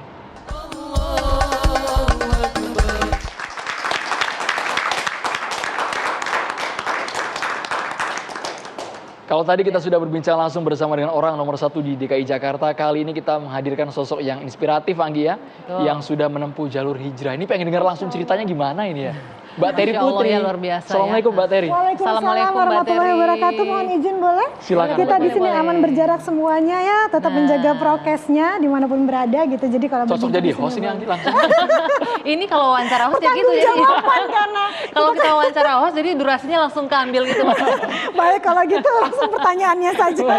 Ya, Mbak Malah Terry, terbalik ya. Masya ini kan Allah. tadi Edo udah menyinggung cerita Iya. inspiratif ini soal hijrahnya seorang Terry Putri itu. Apa yang membuat jadi turning point, titik balik Mbak Terry memutuskan untuk bisa seperti saat Jadi ini? memang orang tuh sering bertanyanya, Ter, apa titiknya, momennya apa, dapat mimpi apa, katanya gitu. Hidayahnya dari mana? Ustadznya siapa, mau kawin sama ustadz mana, katanya pertanyaannya gitu, ada yang begitu. Itu bukan kami yang nanya. Tapi begini, kalau aku adalah proses, jadi aku selalu bilang jangan nunggu titik untuk berhijrah. Nah. Ya mungkin kalau seandainya ada titiknya, mungkin biasanya ada suatu hal yang tidak nyaman dalam kehidupan, kehilangan seseorang, atau mungkin di titik terendah dalam kehidupan itu membuat berhijrah biasanya kan, atau mungkin punya pasangan gitu. Tapi kan aku tidak melewati itu semua, aku berproses. Jadi aku bilang jangan nunggu titik, semua dari kita berhak untuk berproses. Prosesnya dari mana awalnya itu? Prosesnya dari hal kecil kok gitu. Dari hal kecil ada pertanyaan yang tidak terjawab, nanya sama orang kadang terjawab, kadang jadi gosip ya. Dunia kita seperti itu. Kemudian banyaklah pertanyaan-pertanyaan dalam hidup ini. Pada saat aku merasa hari ini senang, besok menangis gitu. Kalau bertanya dengan orang wajar, namanya juga manusia. Hari ini kita senang, besok kita sedih, itu hal yang wajar saja. Tapi ternyata tidak, kalau seandainya kita punya keimanan, punya ketakwaan, itu semua akan baik-baik saja Peristiwa dalam hidup apa ini. Mbak Terry yang waktu Gak ada tiba-tiba peristiwa. menyadarkan? Gak ada peristiwa, jadi aku benar-benar berproses itu kayak snowball pada saat merasakan, taat tuh enak ya gitu. Taat tuh nyaman ya, dapat semuanya dalam kehidupan ini kalau kita taat. Udah tuh menjadi snowball yang besar, itu dari proses kayak berangkat syuting, pakai kerudung, kalau dari sisi penampilan ya. Pas sampai studio, buka gitu. Terus tahu sendiri kalau program aku kan tidak ada yang panjang-panjang kan semuanya, kalau dari yang pada saat itu gitu semuanya kurang bahan lah ibaratnya gitu baju-bajunya. Jadi gitu merasa mulai tidak nyaman dari situ, merasa ketaatan lebih nyaman. Itu semuanya dalam semua aspek kehidupan sih, karena aku selalu bilang hijrah itu harus kafah dari semua sisi. Hijrah itu kan berpindah dari sisi pemikiran, perbuatan, pekerjaan, penampilan sesuai dengan aturan. Terlepas itu hijrah. ada unsur misalnya lagi banjir job, rezeki lagi banyak datang karena tadi pakaian yang kurang bahan kan tadi ya, Anggi ya tadi ya. Aku pada saat hijrah membawakan 15 program yang semuanya harus dilepaskan. Wow. Dan 5 diantaranya adalah gimana stripping. struggle-nya waktu itu? Ini gimana? Of course sih pasti ada rasa gitu, aduh gua kalau nggak jadi artis lagi mau jadi apa ya bisa gitu. hidup nggak bisa survive kan, ntar gimana? Tapi pada saat titik yakin bahwa rezeki itu udah diaturin sama yang kuasa. Tugas aku adalah hanya berusaha secara maksimal, ikhtiar maksimal, nanti hasilnya Tuhan yang akan tentukan. Jadi aku berserah diri saja. Dan ternyata benar pada saat aku berpikir, aduh ini kayaknya kalau aku hijrah otomatis merubah segala sesuatunya, nggak ada program TV yang dibawain lagi, mau jadi apa, udah jualan kerudung aja lah. Kupikir tadi seperti itu, tapi ternyata tidak tuh, Tuhan tidak ingkar janji, digantikan dengan program yang lebih baik, yaitu dengan kenyamanan, ketenangan dalam kehidupan. Sesuai dengan hati lah gitu pekerjaannya. Iya, enak banget gitu. Dari hijrah Mbak Terry, kemudian yang selanjutnya adalah untuk menjaga tetap istiqomahnya seperti apa? Pasti banyak dong godaan ini itu segala macam. Apa nih kuncinya biar tetap bisa istiqomah? Orang-orang sering berpikir bahwa kalau sudah hijrah itu maka akan istiqomah. Aku selalu bilang istiqomah itu never ending learning, never ending fighting. Nggak pernah berhenti belajar, nggak pernah berhenti berjuang. Karena emang hidup tuh perjuangan. Nggak mungkin sekarang aku udah bertakwa terus nggak ada ujian dalam hidup. Nggak mungkin. Ya akan punya ujian nggak dalam hidup? Selalu, setiap hari. Pasti siapapun yang semuanya menyaksikan ini juga pasti punya ketidaknyamanan dalam kehidupan gitu. Jadi tidak pernah ada titik bahwa aku udah beriman banget, aku udah tenang hidupnya, enggak. Kita harus terus berproses, prosesnya nggak pernah berhenti untuk terus gitu berjuang untuk keistiqomahan itu gitu kan. Hidup kan proses ya gitu ya, dan Tuhan tuh cinta proses kok, jadi Tapi kita siapa jalani sih sebenarnya saja. yang jadi support sistemnya? Apakah memang mendekati ekosistem yang membuat terus istiqomah atau gimana nih, Mbak Terry? Otomatis lingkungan sekitar juga akan mendukung. Tapi pada saat kita yakin akan sesuatu, maka semuanya akan otomatis mengikuti gitu kan. Semua kan tergantung tujuannya di depan, otomatis kan segala yang kita lakukan akan tersetir menuju ke tujuan itu. Jadi keluar dikit balik lagi gitu. Jadi itulah kayak aku mau ke sini tujuannya mau ke TCI. sini gitu. Ya nggak mau mungkin ke arahnya ke belok-belok. Grogol kan, Bo. Gitu. Jadi udah tersetir kalau tujuannya udah pasti dan yakin. maka Walaupun semuanya- banyak godaan kanan kiri mungkin pasti ada lah ya. ada belok tapi pasti kan balik lagi kalau sudah ada koridor, ada jalurnya Terry, gitu lu sih. sombong banget sih nggak bergaul sama kita lagi, Terry. Kok nggak jalan malam lagi? Kan pasti ada kan Ada teman-teman pancingan-pancingan yang itu kan banyak nggak mau kan. duduk sebelah gue gitu. Kenapa kok jauh-jauh sih? Ih nggak enak deh. Terry pakaiannya begitu karena masih melihat dari sisi penampilan sih orang-orangnya. Aku selalu bilang jangan lihat dari penampilan. Hijab ini cuma salah satu efek atau konsekuensi dari hijrah aku. Teman-teman di luar sana banyak juga yang berhijrah tapi penampilannya tidak seperti ini kok. Mereka semua berproses, aku bilang gitu. Jadi jangan lihat dari sisi luarnya saja gitu. Jadi teman-teman yang menjauhi aku itu nggak enak Ter, abis Terry bajunya begitu, aku begini kayak surga sama neraka gitu. Terus aku begini, bukan gue yang ngomong ya. Bukan aku yang ngomong, sebenarnya kalau kita ambil hidayahnya kan itu bisa dapat semuanya Betul, ya. betul. Terus aku bilang gini, bukan jaminan kok dengan penampilan aku begini, jaminan aku surga, bisa jadi kamu yang dapat surga, aku neraka. Lo kan nggak tahu dosa gue gitu. Ibaratnya gitu lah ya gitu. Jadi gitu loh gitu. Jadi enak banget karena aku yakin iman itu adalah membuat nyaman. Bukan iman kalau kita membuat sekitar kita atau orang lain atau apa yang kita lakukan tidak nyaman, itu bukan keimanan. Luar biasa. Ukuran itu dari iman pesannya. adalah membuat semuanya kita nyaman. Dalam Iya. sekali ya, Gi. Dalam banget ya maknanya. Jadi tersentuh saya jangan sampai berhijab gitu soalnya. Jangan sampai berhijab. Jangan sampai berhijab. Andro ntar jadi Andra namanya kan berubah. Andra. Pesan iya, mungkin dari Mbak Terry untuk masyarakat bagi pesan yang dalam ingin- hal apa nih? dalam hal untuk tetap istiqomah, untuk mendekatkan diri kepada Allah Subhanahu wa taala. Di fase apapun dalam kehidupan kita, berproses saja untuk menuju ke arah kebaikan gitu. Yakinlah Allah cinta proses, bahkan menciptakan dunia ini saja tidak langsung jadi kan. Ibaratnya Allah punya kun fayakun kalau dari sisi spiritual, tapi menciptakannya berproses, bertahun-tahun, beribu tahun gitu. Karena Tuhan kita mencintai proses. Jadi dimanapun titik kita sekarang, apabila jalannya sudah benar, sudah baik dalam keimanan, ketaatan, dalam kebaikan, pasti itu adalah yang terbaik dalam kehidupan di dunia ini. Luar biasa, Masya Allah Aduh, ya. mohon maaf. Terima kasih loh Mbak Terry. Kebiasaan 2 kali 45 bola. Masih cocok, nanti kita kasih lebih dari 15 program. Ya. Terima kasih banyak Mbak Masya Allah, Terry Masya Putri. Allah. Terima kasih Luar banyak, biasa semoga sudah hadir bermanfaat, di semoga Indonesia bermanfaat. Bertakbir malam hari ini. Berbagi Semangat kisah terus, maaf lahir inspiratif. batin Terus, ya. maaf lahir batin Mbak Semangat Terry. semuanya, maaf lahir Anggi, batin. kita akan coba sapa kembali rekan kami Brigita Manohara. Bagaimana suasana di sana, Brigita, Indonesia Bertakbir malam hari ini? Brigita. Ya Andro, seperti yang tadi mungkin saya boleh kutip dari apa yang disampaikan oleh Mbak Terry bahwa iman itu nyaman dan ketika sesuatu tidak nyaman pasti ada ujian di dalamnya. Nah ini pula yang kemudian dirasakan oleh saudara-saudara kita yang berada di kawasan Penjaringan di mana sejak hari Sabtu tengah malam ini rumah mereka terbakar. Jadi ada ratusan rumah terbakar dan ribuan kepala keluarga yang kemudian terdampak sehingga terpaksa mengungsi. Tentu saja ini adalah ujian ketika semestinya kita bisa menikmati Hari Raya Idul Fitri dengan penuh kebahagiaan, tapi ternyata ini merupakan ujian bagi saudara-saudara kita di sana. Dan seperti apa kemudian kondisi di pengungsian saat ini? Sudah ada rekan Cornelia Ami yang siap untuk sharing dengan kita semua di sini bagaimana kemudian warga di sana melewatkan malam takbiran. Silakan Ami.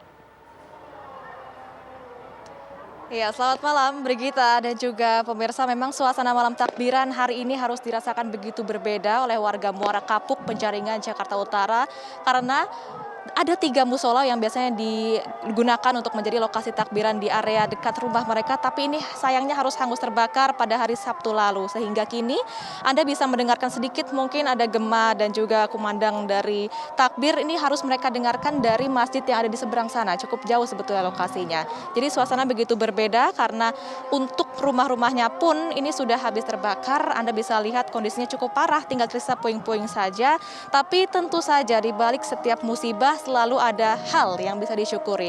Dari pandangan mata saya saja, saya sudah bisa melihat bahwa di sini sudah ada begitu banyak bala bantuan yang disiapkan, disampaikan, didistribusikan langsung untuk para korban dan juga warga yang terdampak dari kebakaran ini. Anda bisa lihat di sini sudah ada sedikit tumpukan, ada sembako, lalu ada juga makanan instan, mie instan, lalu ada biskuit, makanan siap saji, bahkan di ujung luar ketika kami masuk ke area pun ini sudah ada baju-baju yang layak pakai dan bisa diberikan untuk para warga yang menjadi korban kebakaran ini. Kini saya akan melihat sedikit lebih dalam, saya juga akan tunjukkan kepada Anda pemirsa bahwa meskipun tinggal tersisa puing-puing dan dalam kondisi rumah yang tidak sempurna, ternyata masih ada warga yang memilih untuk mendiami rumah mereka dengan kondisi ditutupi terpal untuk melindungi diri mereka dari matahari dan juga hujan. Saya akan ajak mereka supaya mereka bisa berbagi cerita bagaimana mereka memaknai malam takbiran kali ini dan juga bagaimana mereka bisa tetap bersyukur di tengah musibah dan juga pandemi seperti ini. Saya akan masuk. Assalamualaikum Bapak, izin ganggu ya Pak, saya ikut masuk ya Pak. Permisi Ibu, maaf ganggu malam-malam loh. Saya ke Ibu Murni dulu nih. Ibu Murni, maaf ya Bu ganggu waktu tidurnya. Ibu, ya, nggak apa-apa. Ini kan lagi malam takbiran Bu. Iya. Dibandingkan kalau misalnya tahun-tahun sebelumnya, tahun lalu sama tahun hari ini, apa yang paling berbeda Ibu rasakan malam takbirannya Bu? Paling berbeda ya hari ini. Kalau tahun ini saya berasa banget. Udah nggak ketemu anak yang di Jawa, udah nggak ketemu orang tua, tambah sedih sini kebakar lagi. Artinya sudah tidak bisa mendengarkan gema takbir juga di musola-musola yang di samping ini gitu ya Bu ya? Perasaan udah lemah dah artinya. Ibu tinggal di rumah ini, di tempat ini sama siapa aja Bu selain sama suami Bu? Suami sama anak tadi itu, cucu 4, terus anak mantu. Anak saya yang bontot tadi tuh yang lelaki. Tapi mereka ada nggak misalnya berarti nanya ke Ibu, Ma atau Nenek ini kita lebarannya kok seperti ini gitu atau gimana? Ya nanya sih, ya kok Nek kok nggak masak? Masak pakai apa? Kompor aja nggak ada. Nggak bikin ketupat, saya yang sedih bikin ketupat. Ibu berarti biasanya bikin ketupat setiap tahun ya? Bikin ketupat, nyayur saya. Iya. Nah, berarti mau nggak mau sekarang ya hanya bisa makan dari pengungsian di depan ya Bu ya? Iya.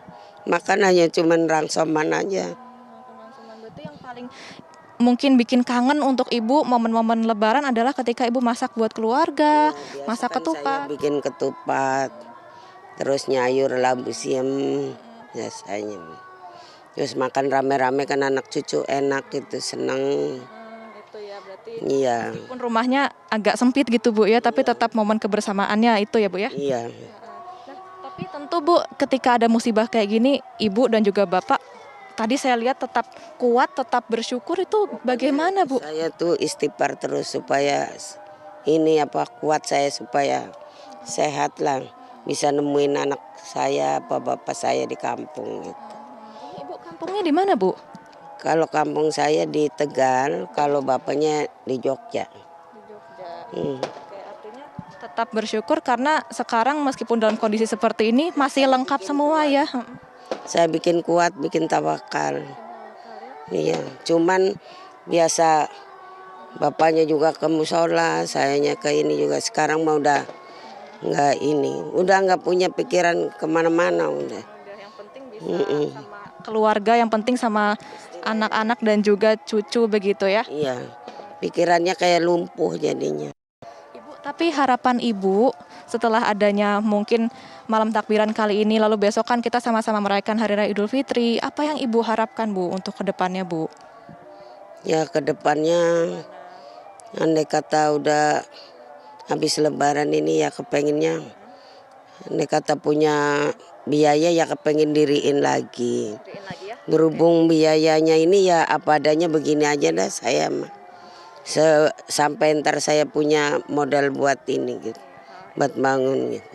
Kita sama-sama berharap supaya bisa didengar ya Bu ya semua harapan, dan tadi terima kasih banyak loh Ibu sudah menguatkan mungkin saya juga yang mungkin harus bisa lebih bersyukur dari semua hal yang mungkin sudah saya dapatkan, tapi dengan kondisi seperti ini Ibu tetap kuat sama Bapak gitu ya. Biar hati itu di dalamnya tahu kayak apa tapi saya tetap segar. Nggak ini. Terima kasih banyak Ibu Murni sudah berbagi banyak bersama kami. Menguatkan saya ini cucu. Cucu ya, keluarga nomor satu artinya ya Ibu ya. Baik, itu juga mungkin yang bisa jadi pelajaran untuk pemirsa di rumah, keluarga nomor satu, dan jangan lupa untuk selalu bersyukur dan istighfar apapun kejadiannya ya Bu ya. Terima kasih banyak Ibu Murni. Sama-sama. Semoga dalam kondisi yang selalu sehat dan juga semangat terus sama keluarga ya Bu ya. Terima kasih banyak Bapak, kita sudah boleh ngobrol sama Ibu. Silakan kalau mau istirahat lagi Pak, Bu. Pemirsa, tadi kita sudah sedikit mendengarkan cerita, ini agak sempit maaf ya, karena memang mereka mau tidak mau harus bertahan di area rumah mereka yang ini sudah menjadi puing sebetulnya, namun hanya ditutupi dengan terpal saja. Jadi ada sedikit pelajaran, saya agak terharu sebetulnya, karena mereka bisa tetap kuat di tengah musibah seperti ini, dan tentu ini menjadi salah satu poin juga untuk Anda pemirsa di rumah supaya bisa Anda resapi bagi pribadi Anda masing-masing. Pemirsa jangan kemana-mana, karena sesaat lagi kami masih akan terus menjumpai Anda. Tetaplah bersama kami di program spesial Indonesia Bertakbir. Kurang lebih 2 jam lah. Alhamdulillah pemirsa, sudah kurang lebih 2 jam kita, Dwi Anggia dan juga Brigita Manohara, kita sama-sama tadi mendengarkan dari pemerintah mengimbau berkali-kali untuk Anda dimanapun berada tetap taati yang namanya protokol kesehatan. Benar, tadi juga Brigita sudah menghadirkan beragam cerita ya, mulai dari yang nggak bisa mudik, yang bertugas, kemudian yang terpaksa malam takbiran di pengungsian. Luar biasa tadi. Pengorbanan yang sungguh tiada tara, mereka berada di garda terakhir, dan kita semua masyarakat yang di garda terdepan harus menjadi contoh di tengah pandemi yang sudah masuk tahun kedua ini ya Anggi ya. Ya, betul sekali Anggi dan juga Andro. Tentunya ada yang spesial di tahun ini, bukan hanya karena kita sudah merayakan 2 kali lebaran di tengah pandemi, tetapi esok hari bukan hanya berlebaran, saudara-saudara kita umat Nasrani ini juga merayakan kenaikan Isa Al-Masih, dan tentunya suatu kebahagiaan tersendiri. Kok bisa pas begitu ya kalau kita bisa sampaikan, inilah mungkin istilahnya berkah, dan mungkin ini adalah hal yang patut kita syukuri bersama karena kita bisa sama-sama merayakan baik Lebaran Idul Fitri ataupun kenaikan Isa Al-Masih esok hari. Tentu dengan berbagai macam cerita dan berbagai macam kebahagiaan. Anggi dan juga Andro. Ya, benar sekali. Yang pasti kita sudah menghadirkan selengkap mungkin informasi di Indonesia Bertakbir untuk Anda pemirsa setia TV One. Sekali lagi kami mengucapkan selamat Idul Fitri 1 Syawal 1442 Hijriah. Dan jangan lupa tadi pesan-pesan dari narasumber kita, buat yang sudah terlanjur mudik, protokol kesehatannya dijaga, jangan membahayakan orang lain. Sebagai penutup Indonesia Bertakbir malam hari ini, saya Andrew Mende Merkuri. Saya Dwi Anggia dan juga rekan saya di Studio Pulau Gadung, Brigita Manohara. Kami pamit undur diri. Kita akan mendengarkan langsung ini doa dari Kiai Haji Abdullah Gimnastiar Agim berikut ini. Terima kasih, selamat malam. Sampai jumpa.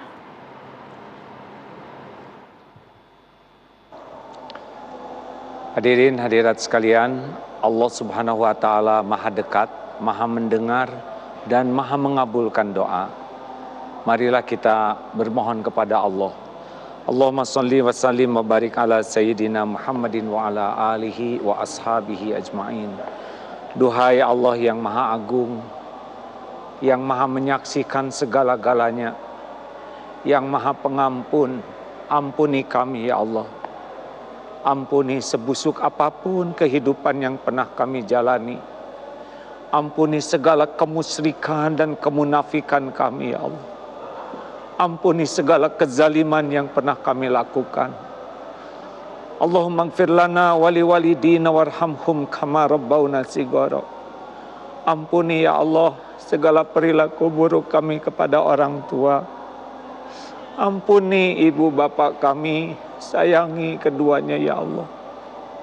Jadikan keduanya menjadi orang yang penuh berkah, husnul khatimah, ahlul jannah. Ya Allah, ampuni dan muliakan guru-guru kami, hamba-hamba yang menjadi jalan hidayah, jalan ilmu, sehingga kami mengenal-Mu, mengenal jalan-Mu. Jadikan setiap kebaikan yang kami lakukan jadi pahala bagi orang tua juga bagi guru-guru kami. Duhai Allah yang Maha menatap, ampuni dan bimbing para pemimpin kami ya Allah. Jadikan menjadi suri tauladan kebaikan bagi kami. Lindungi dari segala perbuatan zalim. Jadikan para pemimpin yang adil, pemimpin yang jujur ya Allah. para pemimpin yang amanah. Jauhkan dari segala kemunafikan dan kezaliman terhadap siapapun. Ya Allah, wahai yang maha menatap, berkahi bangsa kami ini ya Allah. Persatukan kami di dalam kebenaran, di jalan yang Engkau ridhoi. Cukupi kami hanya dengan rizki yang halal barokah. Lepaskan kami dari ujian wabah ini ya Allah. Mudah bagimu menghilangkan wabah ini. Lindungi kami semua dari fitnah wal musibah. Allahumma ighfir lil mu'minina wal mu'minat wal muslimina wal muslimat al ahya'i minhum wal amwat. Balas dengan sempurna, dengan ganjaran melimpah bagi para pejuang, bagi hamba-hamba yang berkorban untuk kemaslahatan kami semua. Allahumma a'izzal Islam wal muslimin. Ya Allah, tolonglah saudara-saudara kami yang teraniaya dimanapun jua. Engkau maha melihat, maha menyaksikan, dan maha kuasa menghentikan kezaliman. Tolonglah saudara kami ya Allah, yang sedang dilanda derita di Palestina ataupun dimanapun yang Engkau saksikan. Engkau maha penolong, hasbunallah wa ni'mal wakil, ni'mal maula wa ni'man nasir. Berkahi negeri ini ya Allah, jadikan negeri yang penuh curahan rahmat, perlindungan-Mu dan pertolongan-Mu. Rabbana atina fid dunya hasanah wa fil akhirati hasanah wa qina adzabannar. Terima semua amal kami dan istiqomahkan kami semua ya Allah. Taqabbal minna ya arhamar rahimin, innaka antas samiul alim. Amin ya rabbal alamin. Terima kasih saudaraku sekalian. Dan segala